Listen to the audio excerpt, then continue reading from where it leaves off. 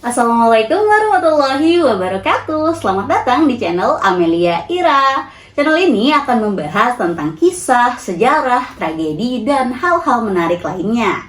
Di video ini aku akan membahas tentang sebuah tragedi kelam di Indonesia yang terjadi 25 tahun yang lalu, tepatnya di Poso, Sulawesi Tengah. Konflik Poso ini tentu nggak terjadi gitu aja ya teman-teman. Tentunya ada beberapa faktor yang mempengaruhi. Di antaranya ada faktor ekonomi, sosial, politik, dan juga ada beberapa faktor lainnya yang bahkan mungkin kita nggak kepikiran ke sana, tapi faktanya terjadi. Kabupaten Poso ini dikenal sebagai wilayah yang beragam. Seperti tadi di awal sudah disebutkan, banyak suku yang ada di sana, ya Muslim, Kristen, semua berdampingan. Tapi dengan adanya program pemerintah, yakni migrasi, banyak penduduk yang datang, sehingga menyebabkan penduduk asli sana merasa tersingkirkan. Karena apa? Salah satu agama di sana lebih mayoritas karena adanya pendatang baru. Penduduk Muslim pada saat itu mencapai 68% dan sisanya adalah Kristen dan agama-agama lainnya. Karena adanya mayoritas dan minoritas ini, penduduk asli merasa terpinggirkan dari sektor ekonomi maupun politik. Ini juga menjadi salah satu faktor munculnya benih konflik nantinya.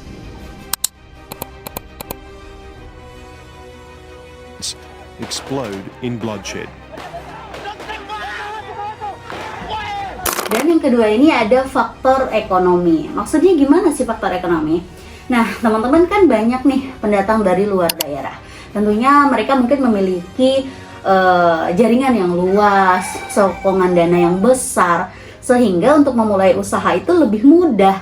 Jadi pendatang lebih menguasai sektor perdagangan dan jasa di sana. Terus penduduk asli yang notabene-nya bertani ataupun usaha-usaha lainnya juga merasa tersingkirkan nih dengan adanya ya pengusaha-pengusaha baru dari pendatang gitu loh. Nah, akhirnya menimbulkan rasa ketidakadilan dan kecemburuan sosial deh. Ini juga menjadi salah satu benih konflik. Dan yang ketiga adalah faktor politik. Gimana ya faktor politik ini berpengaruh? Nah, teman-teman, waktu itu kan 1998 ya, pada era reformasi tentunya di Poso juga ada ya politik yang berjalan gitu. Tapi karena adanya mayoritas dan minoritas ini menyebabkan terjadinya politik identitas. Masing-masing kubu ya mendukung pasangan masing-masing atau paslon masing-masing gitu. Sehingga kontestasi politik jadi nggak sehat nih teman-teman. Seringkali ya berujung konflik kayak gitu dari masing-masing kelompok pendukung merasa ya nggak ikhlas gitu loh dengan apa yang terjadi. Nah, selain itu ada beberapa faktor lain yang penting juga. Di antaranya ada peran provokator, ada peran milisi, peran aparat keamanan, dan lain-lain. Kita akan bahas sedikit di sini ya teman-teman. Nah, ternyata sebelum terjadinya konflik ini ada berbagai indikasi provokator teman-teman. Ada selebaran gelap yang dikirim ke banyak orang, baik kepada Muslim ataupun Kristen. Adanya ancaman, terus bilang di sini ada kerusuhan, atau pokoknya indikasi-indikasi yang bikin hati mereka makin panas, yang menyebabkan kerusuhan itu semakin besar gitu loh. Juga minimnya klarifikasi dan verifikasi dari berita tersebut, karena kan dulu sosmed agak kurang ya, banyaknya berita-berita aja, jadi ya kadang berita bohong pun ditelan gitu. Kalau sekarang kan udah mudah nih, mau klarifikasi udah ada TikTok, YouTube ataupun lain-lain, banyak sosial media, jadi lebih mudah terverifikasi. Nah, ini juga menyebabkan semakin keruh lah suasana, hati masyarakat memanas, sehingga konflik yang tadinya kecil berkembang menjadi masalah yang sangat besar. Nah, penyebab utamanya sih ada di sini nih, di 24 Desember 1998. Terjadi keributan antara pemuda-pemuda Islam dan Kristen yang disebabkan oleh suatu hal yang akan dijelaskan nanti. Nah, dari kerusuhan kecil ini kemudian menyebar antar komunitas, terus sampai ke wilayah-wilayah lain yang ada di Poso ya, sampai meluas, sampai terjadi peperangan yang luar biasa. Beberapa faktor lain juga ada karena ketidakpercayaan masyarakat pada penegak hukum. Mereka ini ya karena kan lagi bentrok nih, tapi mereka nggak percaya bahwa penegak hukum atau polisi bisa menengahi mereka. Mereka menganggap bahwa ya bisa nyelesain sendiri gitu loh konflik tersebut. Akhirnya ya polisi pun nggak bisa meredam, ya konflik terus terjadi. Terus yang selanjutnya ada ikut campur milisi dari masing-masing komunitas Laskar Jihad yang membantu, bukan membantu sih sebenarnya, ya terkesan memprovokasi masyarakat Muslim, dan juga ada GPST atau Gerakan Pemuda Sulawesi Tengah yang turut campur mendukung masyarakat Kristen di sana. Jadi ya justru peperangan ini bukannya semakin menyusut, malah semakin membesar. Nah, kesimpulan dari latar belakang atau penyebab terjadinya tragedi ini adalah itu tadi, akumulasi berbagai faktor sosial, ekonomi, politik, dari aparat penegak hukum, terus dari militan atau milisi yang menyebabkan pertempuran ini terjadi sangat sengit. Nah, sekarang kita akan bahas mengenai apa sih yang terjadi pada saat itu. Seperti yang tadi sudah disebutkan, hal ini diawali pada 24 Desember 1998, di mana pada saat itu adalah malam Natal dan juga bertepatan dengan bulan Ramadan. Pada malam itu, seorang pemuda Kristen bernama Roy Runtugi Salemba menikam seorang pemuda Islam bernama Ahmad Ridwan. Tentunya hal ini ya memicu kemarahan dong untuk pemuda setempat yang beragama Muslim. Tapi kemudian segera dilerai oleh para pemuka agama di sana. Pemuka agama Islam dan Kristen ya kayak bermusyawarah dan menemukan titik masalahnya adalah miras atau minuman keras yang dijual di sana. Sehingga ya mungkin Roy Runtugi Salemba ini sedang mabuk sehingga menikam Ahmad Ridwan. Dan keputusannya adalah menutup toko-toko miras yang ada di sana. Nah, berita ini saya dapatkan dari kompas.com. Teman-teman juga bisa lihat di sana untuk lebih lengkapnya. Keesokan harinya di tanggal 25 Desember 1998, situasi bukannya mereda tapi malah semakin memanas karena para pemuda Muslim pada saat itu setelah sholat Jumat, mereka memutuskan untuk menyerbu toko 5, tempat yang diduga sebagai tempat persembunyian Roy Runtuh dan juga tempat penjualan miras yang sangat besar di sana. Juga banyak sekali yang terjadi saat itu, termasuk perusakan tempat pijat, rumah bordil yang mereka anggap sebagai tempat-tempat kemaksiatan. Menurut salah satu sumber juga dijelaskan bahwa pemuda Kristen saat itu tidak terima sehingga terjadilah ya cekcok atau bentrok di sana. Pada 27 Desember 1998 di Tentena ada 9 truk yang datang yang mayoritas mereka merupakan agama Kristen, dan ini dipimpin oleh anggota DPRD Poso yang juga merupakan anggota GPST bernama atau berinisial HP. Kedatangan kelompok bersenjata itu tentunya bukan buat jalan-jalan teman-teman, tapi mereka bertujuan untuk mengunjungi kawasan-kawasan yang masyarakat mayoritas Muslim ada di sana. Ya tujuannya apalagi membalas yang kemarin gitu. Sebagai akibatnya, ketegangan yang terjadi antara kelompok Muslim dan Kristen ya tentunya semakin memanas. Ketika mereka datang, peperangan dari kedua belah pihak nggak bisa dihindari. Saling menyelang senjata api, senjata tajam, banyak orang-orang terbunuh. Kehadiran kelompok ini justru malah memperbesar wilayah peperangan yang tadinya misalkan cuma di sini nih. Nah, sebelahnya ini merasa terancam, jadi malah melakukan perlawanan sehingga makin besar dan makin besar saat itu peperangannya. Kekerasan ini bukan cuma fisik, tapi juga menjalar ke rumah-rumah, rumah ibadah, masjid, gereja pun ikut dibakar.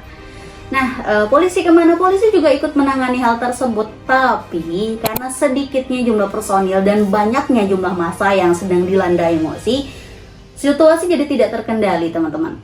Bentrokan ini bukan cuma orang-orang pendatang dari wilayah Tentena tadi ya yang naik truk, tapi juga menyebabkan warga lokal terbagi menjadi 2 kelompok, warga Muslim dan Kristen, sehingga yang mereka ikut berantem.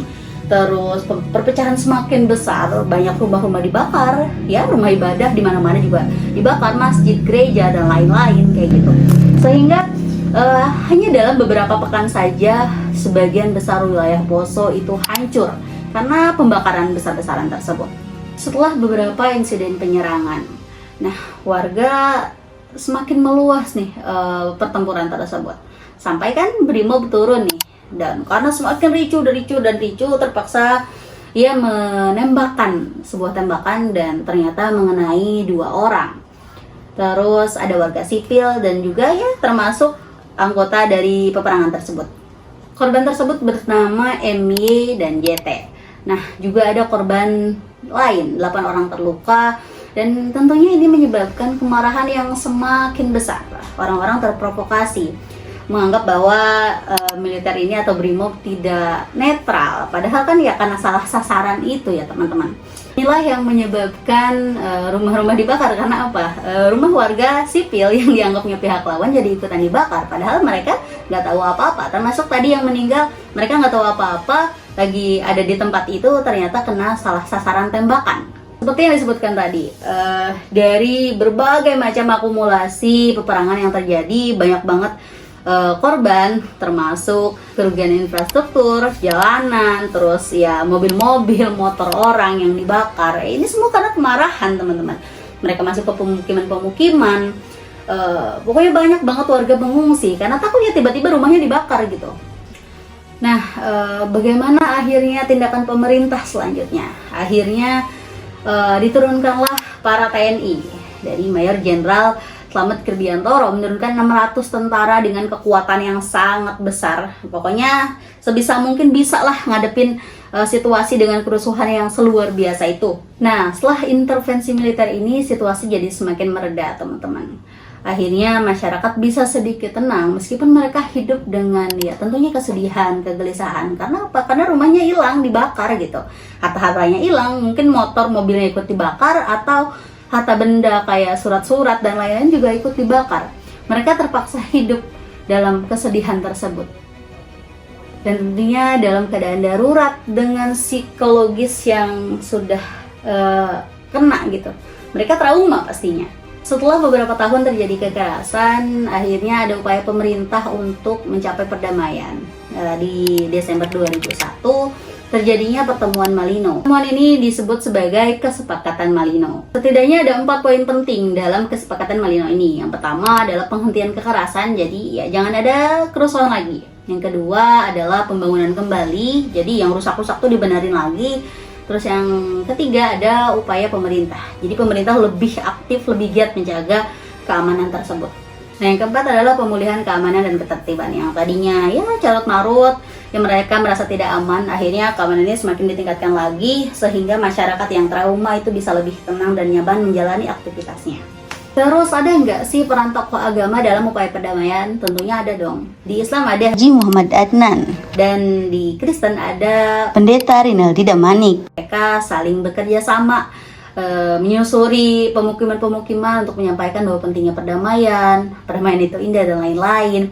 Sehingga mereka mau menerima kesepakatan Malino tersebut. Terus masyarakat sipil juga berperan di sini. Masyarakat yang bergerak di bidang sosial, di PMI misalnya atau Yayasan Pendidikan Poso, ikut serta dalam mengobati luka, baik luka batin ataupun luka fisik. Karena trauma psikologis pasti ada ya teman-teman. Berarti udah damai nih teman-teman. Tapi ternyata tantangannya masih besar. Karena apa? Karena ada trauma di masyarakat. Minimnya rasa percaya baik terhadap komunitas lain, antara ya Kristen gak percaya sama Islam, Islam gak percaya sama Kristen ya. Karena itu tadi ada psikologisnya yang kena. Ini juga menjadi penghambat rekonsiliasi teman-teman. Jadi agak terhambat sebagai perdamaiannya kayak gitu. Juga tentunya pasca konflik ini ada pembenahan yang harus dilakukan. Ya pasar-pasar juga kan yang tadinya dibakar, jalan raya dan lain-lain semuanya rusak sehingga ekonomi pun semakin melemah. Mereka mulai perlahan bangkit tapi agak susah nih karena kehilangan penghasilan tetapnya. Mau bikin modal tapi uangnya di rumah mungkin udah nggak ada karena ikut kebakar atau lainnya. Terus yang tadinya bertani dan lain-lain juga susah untuk menjalani kehidupannya lagi. Pokoknya ada tantangan sosial, ada tantangan ekonomi juga nih setelah konflik ini. Jadi itulah teman-teman tragedi Poso, tragedi yang sangat menyedihkan, miris banget karena ya banyak bahkan mayat-mayat yang mengalir di sungai-sungai. Terus bahkan di salah satu sumber ada yang melihat dia sembunyi di got. Terus dia ngelihat orang-orang diangkut ke truk ya dalam keadaan udah mati, tentunya jenazah-jenazah yang diangkut oleh para pembantaian teman-teman. Itulah tragedi Poso, tragedi menyedihkan, sejarah kelam yang dimiliki oleh Indonesia. Setelah peperangan itu, Poso kemudian berbenah, memperbaiki diri sehingga sampai sekarang Muslim dan Kristen hidup berdampingan lagi dengan damai. Tidak ada kekerasan, toleransinya sangat tinggi. Meskipun menghadapi berbagai tantangan besar pasca konflik, alhamdulillahnya nih masyarakat Poso, baik komunitas Kristen maupun Muslim, bisa mencapai kesepakatan damai ya rukun sampai sekarang. Semoga seterusnya aman damai terus ya, tidak ada kerusuhan, gak ada lagi kerusakan-kerusakan yang terjadi, sehingga kita bisa menjalani hidup dengan aman dan nyaman.